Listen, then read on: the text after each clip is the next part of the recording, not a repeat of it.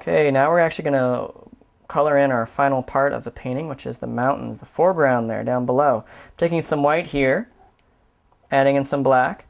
Then we're going to color mix this puppy into a deeper, somber gray. But I'm not going to stop here. If I were to stop here, it would look a little funny, like painting gray mountains in the foreground of something. It doesn't really belong. You need to have a little bit more some of these warmer pigments. Some of this leftover permanent rose is going to help us out. But gray has an amazing ability to very quickly swallow colors, as you undoubtedly are seeing here. That's not a whole lot different than what it was. We're actually going to go back here and grab some permanent rose. Told you about the power of permanent rose. Now let's put it to the test. Uh-oh, looks like the gray is losing out. Yep, we now have a nice, deeper, grayish, but definitely a still purple color. And we're going to use this as the base color for our mountains. Okay, so let's start applying this. Can still apply it in largely horizontal strokes here at the bottom. If the paint's too thick, just put a little bit of media on there and it'll thin it right up.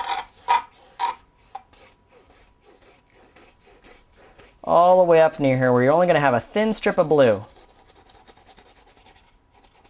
I'm using a flat brush to apply a lot of this so I can get wide, quick coverage. Don't have to worry about a lot of details just yet. Now when you get to that point, let's convert over to a round brush. And you're going to say, hey Matt, you have some paint on that brush. You still got some pink. Yes, I do. And that's a very good thing because that's a pigment I now want to add on to the top of our mountains. A little bit of lighter, brighter areas here. I don't want to have everything just be a dark purple. I want there to be some white up here. I want there to be some pink. And I also want there to be some yellow color. The very, very top of these mountains. And you have to be careful to make sure it doesn't blend in too much.